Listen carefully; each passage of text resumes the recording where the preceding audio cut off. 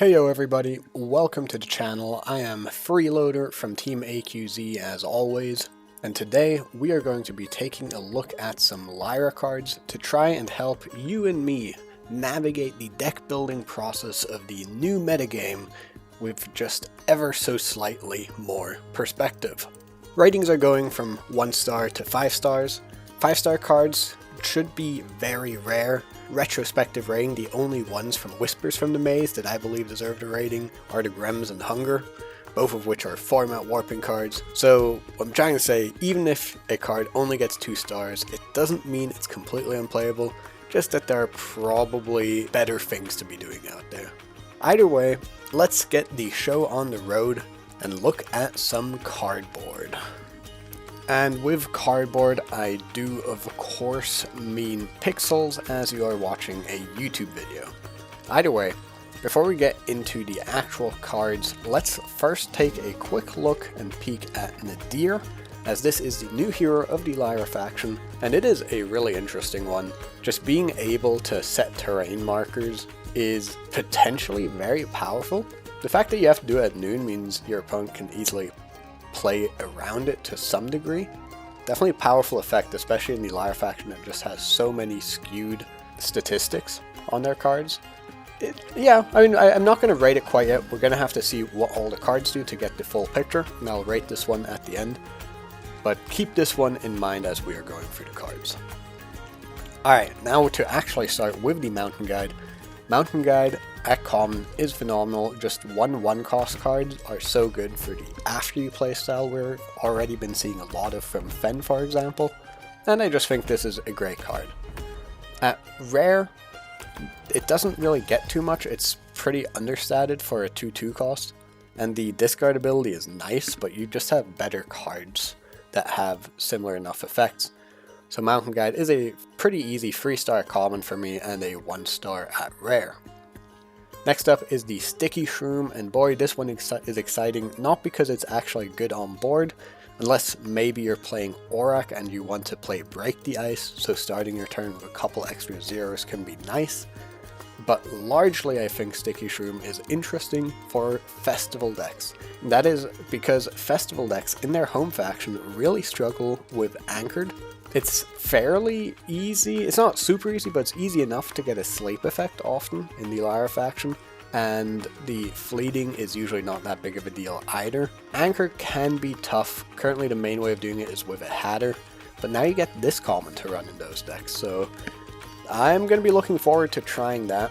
At rare, Sticky Shroom, in my opinion, gets quite little. The Aerolift tokens, I don't think Lyra has a great way of making use for them, so I don't rate the Sticky Shroom rare too highly, and I'm giving it a 3-star at common and a 1-star at rare. Moving on into the water expedition that the Sea Nymph hopefully resides in.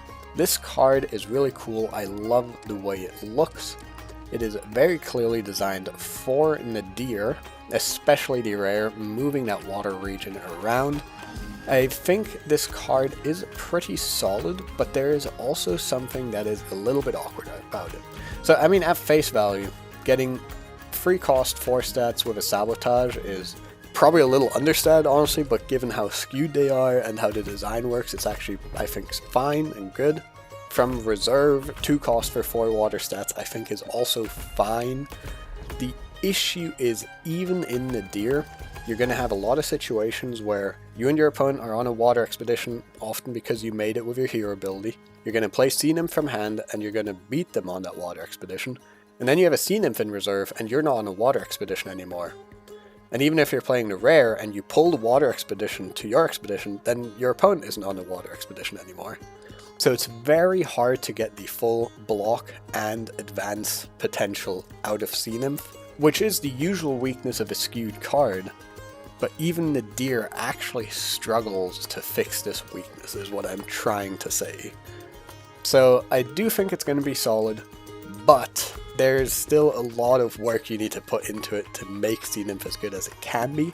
And because of that, Sea Nymph at common is only getting a 2 stars. At rare, I am giving it that 3-star rating though. Amazing. We can move on to the Lyra Map Maker. which is an exciting new card, also designed with Nadier in mind, as soon as the first 2 expeditions are revealed, you only need 1 use of your hero ability and Lyra Mapmaker is active, at which point it is a 2-cost free 1 free, which is just good. Better than a Bravos Pathfinder, and that card sees plenty of play. At rare, the upside of having potential sleep on there for the late stage of the game is also incredible. This can really be one of the best finishers in the game, and can also be part of a hybrid strategy with Festival once again. I think these cards all have a lot of potential, and I'm going to give it at common a 3-star rating, and at rare a 4-star rating even. Then comes the Mountain Nymph. I think this is the weakest of the nymphs. It's just a bit overcosted for what it does. Again, I don't think there's great use for Aerolith tokens in the Lyra faction. You're only getting it from hand, and from reserve it's just lacking stats again. It's like the Mountain Guide as well. And I just don't 100% see it for this card. Even at rare, you get to do the trick with moving the terrain marker around, but I don't think it is good enough. So Mountain Nymph at common is only getting a 2 stars, and at rare it's also only getting 2 stars. Then comes the last nymph, the Forest Nymph, which wants to be played into the Forest Expedition naturally. And this one I quite like again, just because it is cheaper, so it has less pressure on successfully advancing or blocking on an expedition, and it's kind of fine if it only does one of the 2. Also, giving fleeting to something, this does propagate a strategy that Lyra is already doing with cards like Acapella Training, and you can really attack your opponent's resources very effectively with these types of cards. Because it is a 2-cost, I think it has a lot of potential. I do like it slightly more at both rarities than the Sea Nymph, so I'm going to give it a 3-star both at common and at rare. Following that comes the Lyra Aerialist.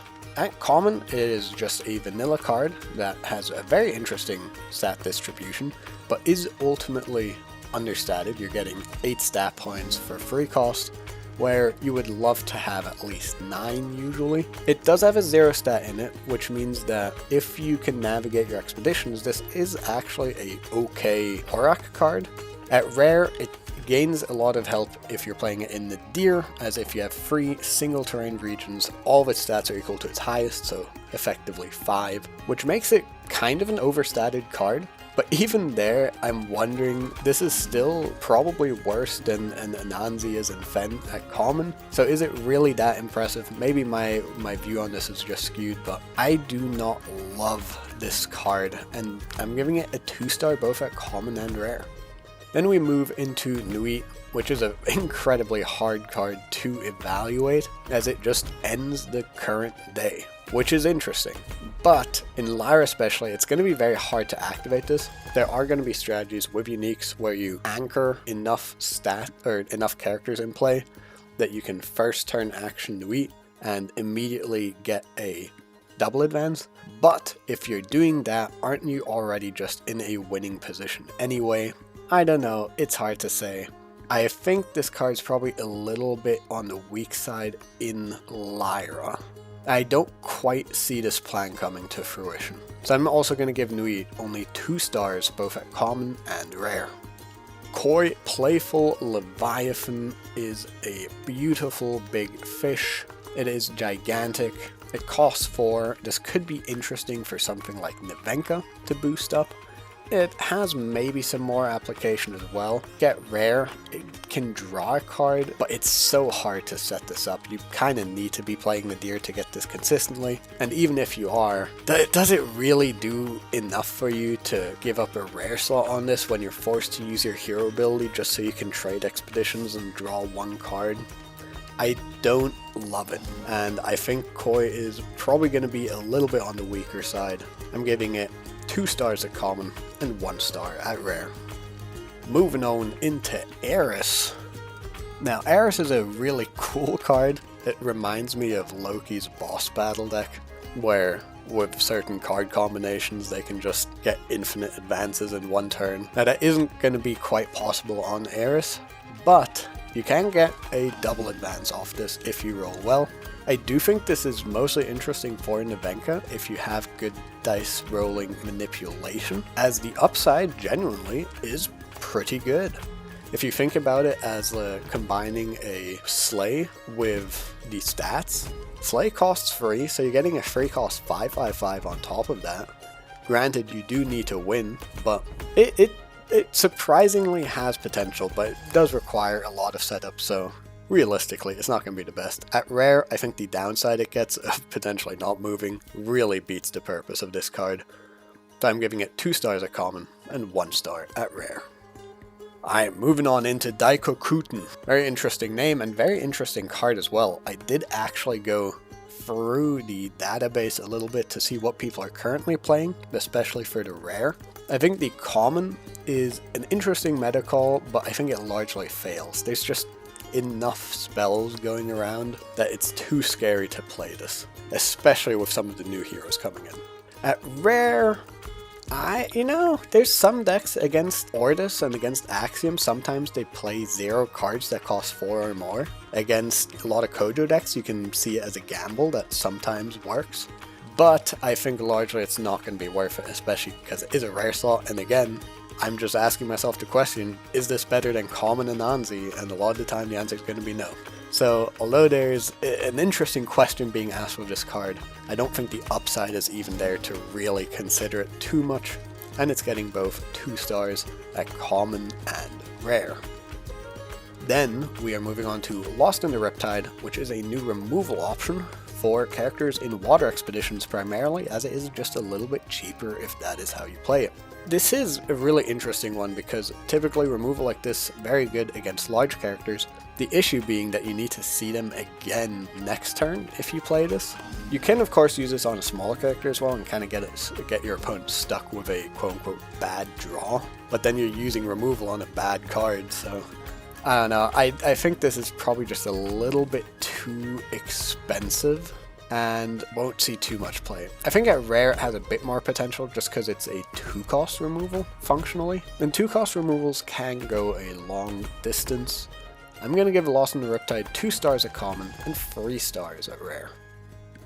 This brings us to Lyra Signet, which I do think is one of the scariest cards of the new set. I could easily see this being a 5-star card, just because all 3 of its effects are very relevant. I do think the way Lyra Signet will function, I think it's going to largely see play in Fen decks. And the way it will function in my mind is that it's your ultimate backup card. If you need Neck Capella training, well, this is 2 of them in 1 card that you can pick back up again from your reserve. If you need a magical training but don't have one, well, this is 1 extra cost for a magical training with potential upside as well, that you can also loop over and over again. Do you need an Anansi but don't have one? Well, this is also your backup Anansi. So although none of the effects it has it is the best in, it is the 3 effects, or 2 effects plus acapella training, that current Fen decks are really built on, and it's just the perfect backup card for you. This will be good in every situation, all the time, no matter what you're doing in Fen. And it's going to be great. I'm giving this card 4 stars at common. At rare, the fact that it has fleeting makes it a lot worse, so it's only getting 2 stars, despite still having strong effects. Why are you not running the common? Alright, that brings us to the Western Wind, which is a really interesting card, especially at common in combination with now unique Will-O-the-Wisp to set your opponent back in Expedition. I do think that combo will see play, especially given that Will-O-the-Wisp uniques can have other effects on them as well, like picking up cards from your reserve back into your hand. Those specific Will-O-Wisp uniques I think will end up being very, very good in combination with this card. Outside of that, I think this is a little bit too niche. Yes, you could build a full Mountain Forest Expedition deck and just skip over the Water Expedition, but you could also just be playing that deck in Nadier and probably be happy about it. I think this will see testing, and I think the common will see play just because of Will-O-Wisp uniques, but that is also I think kind of where it ends. So Western Wind is getting a 3-star common and a 1-star at rare. Then we get to the Map Maker's Boon, which I think this one's pretty easy, because even if everything goes right and you see all 3 single terrain expeditions, this is just too clunky, too bad against removal. It doesn't draw a card the way physical training does in Bravos, and I don't really see it for this card. So This card is getting both a 1-star at common and rare, and lets us immediately move on to the Paint House, which is a cool new landmark that I actually think might be very good in Lyra again. It has the arrow resupply, so it has like a minimum amount of value you're getting out of it. And the additional 1 boost per turn that you're going to be getting a lot on Nadier specifically, I think is solid. It's going to be hard to get this on other heroes, so I don't know if this will see play in something like Fen. But for Nadier, I kind of like it. It's going to end up being a lot of extra stats. And if you know cards like Haven, they really, the same amount of value really propels these Axiom decks to being really good. And Paint House has that potential.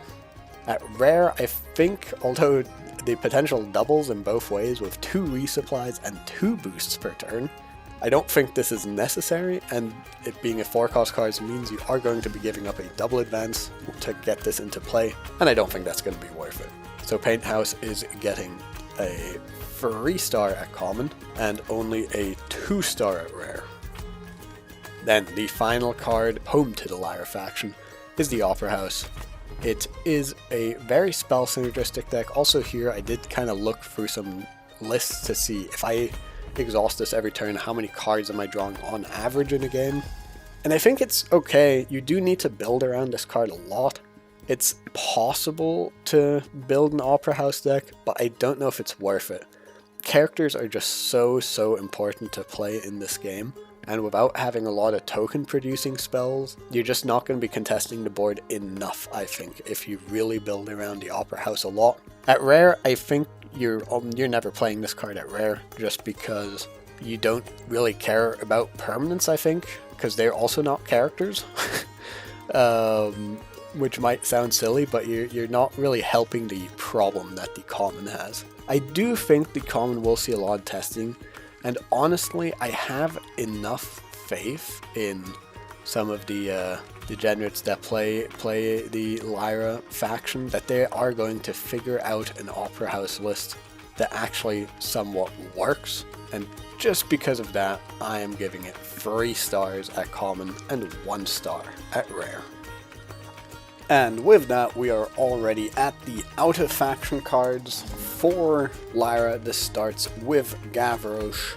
Gavroche's an interesting one, but the fact that you need to discard a card for a resupply, or for an eventual resupply in the Aerolift token, just doesn't strike me as great. It is a neat way to use your overloaded reserve, but I don't think you're ever giving up a rare slot for this, so this is going to be a 1-star card for me.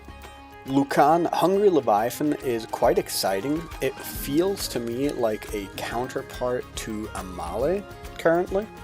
Amale being a 5/5 cost that just draws you a ton of cards.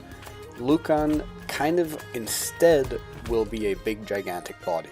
Now I do think if you have a good setup with things like Lyra Contortionist and such, you can get this to be like a 5-cost 7/7/7 on your 7-mana turn, for example. The issue with that play pattern is, of course, that at 7 mana, a 7/7/7 is somewhat beatable. But here's what's good for you is that 7/7/7 is coming in after 2 after you like Magical Training Sleight of Hand, for example, and then Lucan. And your opponent won't know whether they need to be playing around Lucan or around Anansi plus some other stuff. And I think that tension might play very favorably for Lucan if you are just playing it as a 1-of Infen. And that is why I actually think this card is quite good. I'm gonna give it 3 stars. Then with the Jumping Frog, this is part of the Pass First package that a lot of the out-of-factions are heading to Lyra, and I think this will be pretty bad. Some of the cards might see some spotted play, more so the rush cards, but Jumping Frog is not one of them, and I'm going to give it 1 star. Following it is the Ultron Teammate that makes sense to play alongside it, but I think Ultron Teammate is significantly better because you can just play it on its lonesome, and it's a 2-cost 2/2/2, which is a fine fail case, and you can have that upside if you're playing an aggressive Nevenka deck, for example, and you can be, I think, reasonably happy about it. So Ultron Teammate is getting a tentative 2-star rating for me. The Bravos Harpooner is similarly also a rush card, but what I like a little bit less about the Bravos Harpooner is it's not very playable on turn 1, which means you need to be a little bit careful with your timing of this. What I like about it is that it has an arrow sabotage. So you get to sabotage twice with a rare slot, which I don't know how many cards can do that up until now, but I think most of them are uniques. The Bravos Harpooner is still quite understated, and I don't really know which deck would want to play a rush package in in Lyra. It's not Aura, because there's no 0 stats. It's not Fen, because that's the opposite playstyle. Nevenka, maybe, but it also feels like Nevenka likes afterviewing a lot. And I feel like Nadier has other fish to fry. No pun intended. So I like Harpooner as a card, I just don't know what deck it goes into. I'm gonna still give it a 2-star rating though, but don't see where it's going. Then we have Soul's Hunt. The way I look at this card is just it's a free cost removal with a potential upside that, while very niche, might be game winning in very specific spots. And honestly, I could see this potentially make some wacky lists, just because if you're rushing out like a magical training, you're not committing all of your mana immediately anyway, but I think you have access to better cards. So Soul's Hunt isn't it for me, and is also getting a 2-star rating. Parliament of Ashes. Now this card looks pretty juicy. It has the draw card on an arrow, which is nice in the case where you're playing maybe a festival deck with the Dr. Frankenstein as well in it. You now have a backup landmark that you're very happy to proc its arrow ability from. Additionally, giving all your characters tough 1 is solid in any deck, and I think this landmark is going to be quite playable. I'm giving it 3 stars. The next out of faction card we have is the Muna Signet. This one is, I think, the only other card capable of making terrain markers. So there is a world where you actually want to play this just to be able to really clog up force stats. I think there might be a Nadier deck that just leans really into this and does a thing there, but outside of that, I don't think you're getting quite enough value for your mana and your rare slot, so Muna Signet also only a 2-star card. Counting Sheep is an interesting one. Notably, against some decks like Sierra, Counting Sheep can fully delay, put everything to sleep for a turn. And that's kind of valuable. I think it can almost do something similar into like certain Axiom turns as well, but it's definitely a bit harder because they after you a lot as well. So high potential card, but I don't really see outside of Festival what deck this would go into. In Festival it is of course quite nice because it gives you 2 bodies and the sleep condition immediately. Very hard to remove your way out of that one, so I'm not sure. I'm going to give it 2 stars as well, just because I don't think it will quite end up making lists, but there is potential on this card. Moving on to Melusine, this one is neat. It is a cheap 2-mana sabotage, potentially, in the Lyra faction, especially in the Nadier. That might work out quite nicely for you. My issue with this is it just feels cheaper, but also a lot weaker than the Sea Nymph at common already. And am I going to use a rare slot to pay 1 less but get half the stats? Maybe. I don't 100% see it panning out personally though. I think too much needs to go right for Melusine is the main issue I have with it. On other heroes, I don't think this does all too much either, but we'll see. I'm giving it 2 stars for now as well. Doppelganger, this is a card I am quite excited about because it is a card I can slap into my Aurak deck and be very happy about. It doesn't have the arrow, which is a bit unfortunate. It is an awkward hit off of Aurak, but it's still solid. I think in other decks as well, this can function very Anansi-like into certain decks, which is cool. If your opponent plays a big hunger, this is an easy way to counter that hunger potentially. I like it. I think it's solid. I don't know what decks are going to find the rare slots to fit a generic card like this in the Lyra faction, just with how synergistic a lot of the Lyra decks end up being. But surely someone's going to find a way to play this. I'm giving it 3 stars. The Origamium is a neat card as well, Landmark. I just don't think the Ascend value is there. The potential to give a boost every turn is nice, but I just feel like if I'm comparing this to Haven, which I think all of these 1 boost a turn effects can be compared to the out of faction Haven in Traced at the moment. And if I compare it to Haven like that, then the arrow ability is just underwhelming compared to a resupply, especially in this faction where I don't really... The Ascend value is lower. You're already playing a bunch of spike stats. Your strategy is different, I think.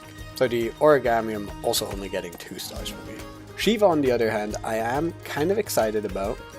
It is a rare optional permanent removal card, where if you're not running it as permanent removal, you're getting a Alchemist out of the deal, which a Nadier Alchemist from the Ysmir faction, of course. And Nadier Alchemist is a completely fine card. It's actually really solid in decks like Akesha. And that flexibility, I think, is worth a lot. We have seen people use unique slots sometimes on permanent removal. A little less so in the Lyra faction because you already have some options anyway. But this might mean you get to just completely cut Cloth Cocoon, put in a Shiva instead, and you are cutting 1 bad card out of your deck, which is nice. So I'm giving Shiva 3 stars. Defect. This is an interesting card. The defect mechanic is going to be interesting to see how that plays out. This one can only target characters with hand cost 4 or less, which is a bit too limited in my opinion. You can't punish Hunger, you can't punish Sakurabu, or other big plays. Instead, it's very, very specific what you are targeting with this. And I think most of the time, you're not going to have enough afteruse to make even those situations favorable. I don't think this card's going to see any play, so I'm giving it 1 star. Brainwash is a really cool new card. You get to play out of your opponent's reserve, and here's the Brainwash conundrum that I'm facing in my head. If Brainwash sees play as a free of in every Lyra deck, for example, and you play into Lyra, you know they're going to have Brainwash, and that will make Brainwash a lot weaker because you can try and play around it a little bit. Meanwhile, the less Brainwashes see play, the more devastating they potentially are. I don't know if this card will be good, but I kind of want it to be. It just feels solid. You're stealing a from reserve play, so this is a sabotage functionally, and you're getting a 2 mana play out of it as well. So if I compare it to Haven Bouncer, then it's kind of like a fleeting Haven Bouncer, but I get a 2-drop instead of a 2/2/2. And I think most 2-costs that people are running end up being better, right? Because this can see like a Dr. Frankenstein or a couple other things as well. I don't know. I want this to be good. Maybe I want it a bit too much, but hell, I'm going to give it a 3-star rating. Moving on to Sakurabu's Fury. This is nice for the Nadier, the Ysmir Bastion out of faction. It's another card you can run in that deck, though that deck doesn't have a deck at the moment, and I don't think this card is good enough that we'll start having a deck. Sakurabu's Fury for me is a 1-star card, not because it's bad, although it is very, very expensive, but mostly just because I don't think any hero wants to go in that direction. Except for maybe Auroch, but for Auroch, playing such a spell-based deck also feels really bad, so I don't 100% see it. Lastly, we have the Well of Tears out of faction, and I did a check on recent Lyra lists, and I think Fen lists are playing 0 4+ cost cards unless they are playing Amale at the moment, and I don't remember seeing too many 4+ cost cards in Nebenka either, unless they were like unique Lokis. And Auroch isn't a real deck, so currently this doesn't have a deck to go into. I also think with the cards I'm seeing for Nadier, there's a lot of 2 and 3 cost cards, not that many more expensive ones. I mean, there is Koi, but I don't think it's great. So I don't think this will be good enough, and is also getting a 1-star rating from me. Now finally, to get back to the new hero for the Lyra faction, Nadier and Bubbles. We have all this context now, and honestly, I have a bit of mixed feelings. There's some really cool mechanics going on with the nymphs specifically in pulling around these expedition markers, or the terrain markers I should say. But it still feels odd to me. I'm comparing this to you get like a 2/2/2 every turn if you're playing Kojo, or a Sigismar 1/1/1 every turn. With Trace you get to functionally resupply, or better resupply once a turn as well. Meanwhile, Nadier, you get 3 uses out of your hero ability. And I don't know how worthwhile they are, because a lot of it is going to be fairly predictable as well. And it forces you, or it doesn't force you to, but it encourages you to build your deck with these very skewed statistics. And I just don't know how that's going to play out, because even if you get that dream situation where you play a 3 mana 0/0/4 on one side and a 2 mana free 0/0 on the other, and they're in the right expeditions and you 2-0 your opponent, which notably, those stats, they are above rate, but they're not that far above rate that that's going to be super consistent. So likely you're still 1-for-1 trading. But even if you get it off, you're either going to struggle to advance further yourself, or you're going to struggle to prevent advances from your opponent because of your skewed stats. And it's not like other decks are weak at the moment either, so you're going to have to do all this through plenty of interaction and difficulty. So I don't know if I 100% see it for Nadier. I do think there's some really interesting strategic things you can do, because Nadier is also the only hero in this game where you can guarantee a certain late game expedition setup. So you could play a slower deck, a deck that builds up its resources for the end game, and guarantee to get your opponent stuck on, for example, a forest and mountain expedition. And your entire game plan can revolve just around this late game situation where your opponent is 1 move away from winning, but they're stuck on forest and mountain, and you're going to keep them there forever. Is that going to work out? I don't really think so. I don't know, this hero's really flexible though, so I think someone's going to find something.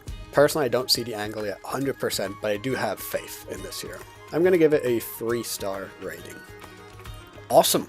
That was it for the Lyra faction. Thanks for sticking till the end with me on this one. Sorry that this one came out a little bit late. I was planning to work on it on Sunday a bit, but then I accidentally got top 4 in the AWOL Invitational, which at least, you know, I somewhat know what I'm doing in this game, so maybe my ranking probably is still going to be completely off, but it is what it is. See you in the next one.